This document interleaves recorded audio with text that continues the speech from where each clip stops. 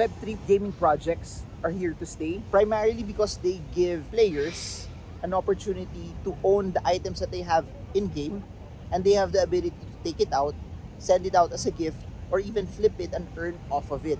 But I think what will be the main ideology here is this. Over the next few years, it won't cut it if the game isn't good, if the game isn't fun, if the only incentive is just to earn money.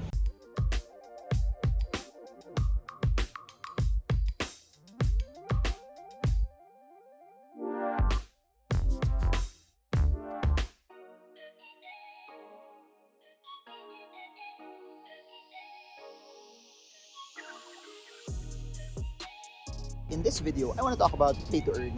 As you've seen also over the past few months or close to a year already or more than a year, we've seen anything that has been related to play to earn, regardless if it's the game itself, scholarships, or also NFTs related to it.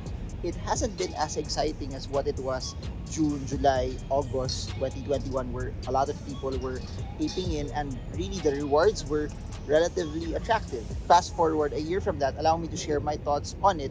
And if you are a investor, you're a person who loves investing in scholars to be able to play, or if you're a person who loves to buy NFTs for flipping or for you to be able to earn off it, or if you're the person that buys a token that's highly connected to that GameFi project, allow me to share my thoughts on that. Similar to crypto, the metaverse, to Web3, to blockchain, GameFi, play to earn, it's in its infancy. It's very, very new. So as compared to gaming, let me give you an example.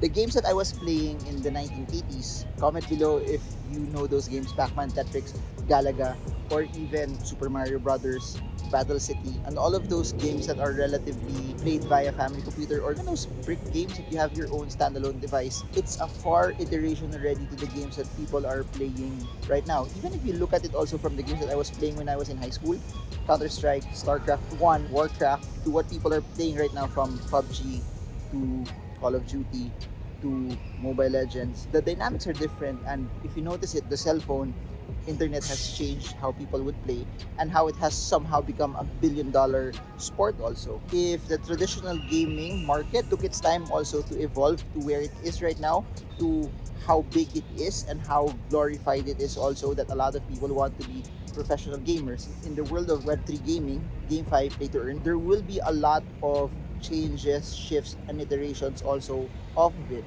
And if there's one thing that has been evident is this.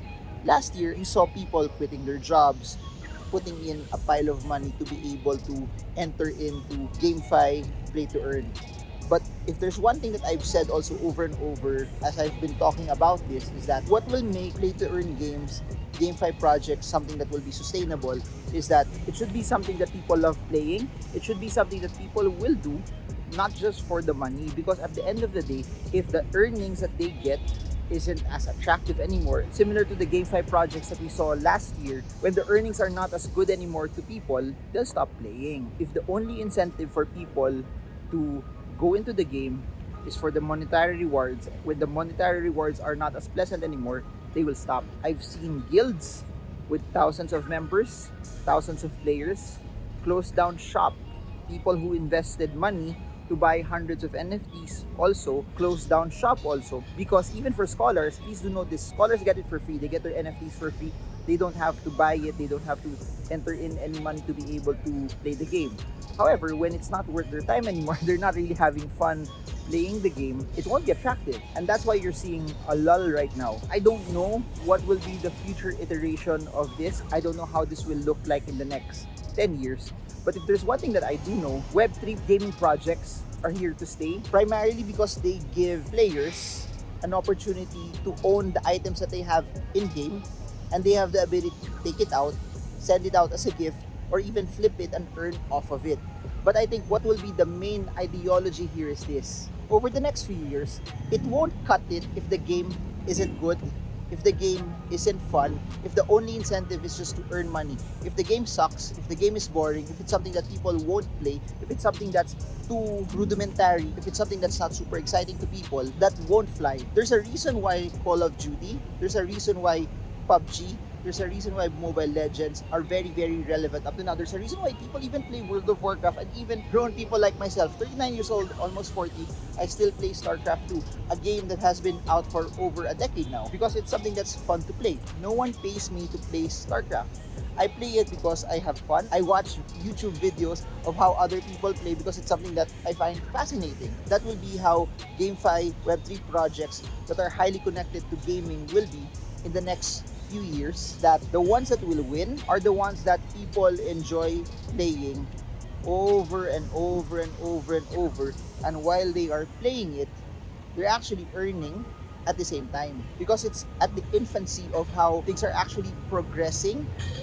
Any technology, any piece of software that's new will still have its errors, will still have a larger learning curve. In the middle, that's where we will see the ones that are truly innovative. And if you look at it also, if you notice it, in terms of cell phone manufacturers, there have been a lot of cell phone manufacturers that have done well at the start, from Ericsson, Nokia, which, if you fast forward today, barely anyone uses any of those brands. It's a battle between Apple and all of those Android phones that we have right now, from Samsung to all of those China brands as well. So that's what I'm trying to say. Even in social media, Facebook, TikTok weren't the first iterations of this. You had Friendster, you had Multiply, you had MySpace that were first here. There was a lull in the middle until the ones that truly had staying power, the ones that innovated, the ones that shifted, that's where you saw Facebook emerge. That's where you saw Twitter emerge. I think that's how it will be for Play to Earn. We will have to find games that people will like. We will have to find games that no matter what people are compensated for, they'll still play that game. I'll be on the search also for it, because I've tried several games that are highly connected to crypto, blockchain, GameFi. I think there are games that have appealed already to some people, but I have to find also something that appeals to me. You have to look at it this way also. A lot of people play chess online. A lot of them don't get paid to play chess online, but they enjoy playing chess.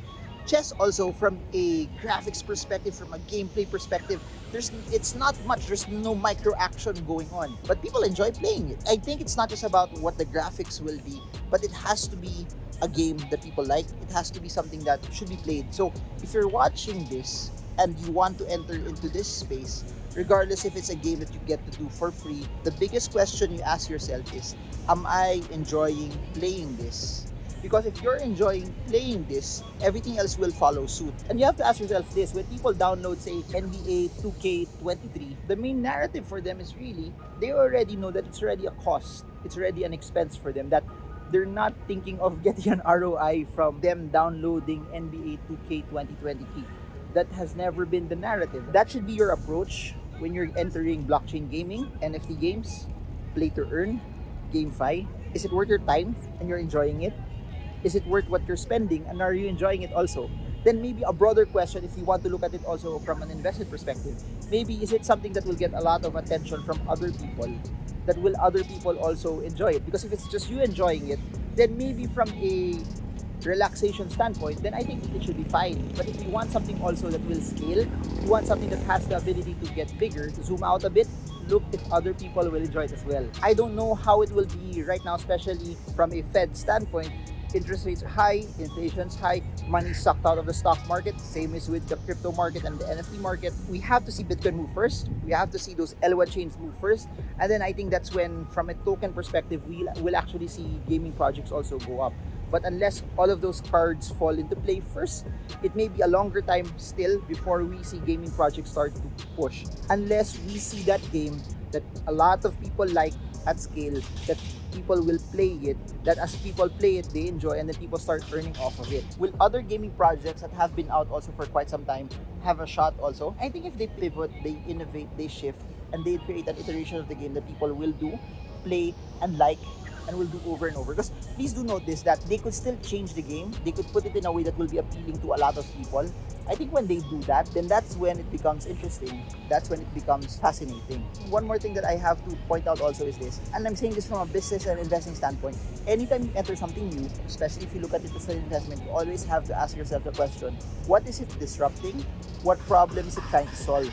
Because if it's not solving anything, or if what's introduced doesn't really change anything, it will just fall into the wayside. That's why you only have a few products, a few software, a few set of assets that have transcended over time, because out of 1,000 maybe that will come out, you'll have a handful that will excel, and then maybe you'll have the 10% that will be relatively average. Other than that, a lot won't succeed. Will there be some investments that when you start to position in them, they might go to zero? Most likely, a lot of the projects that you will see, it's just like business. Not every project will succeed. A large chunk will fail. But there will be a portion in the middle that will be average, and there will be the upper 1%, a handful of projects that will be life-changing. I hope you guys got a lot from this. This is Marvin Germo. I hope this video helps you trade well, trade strong, trade smart. See you all again soon, and God bless you all.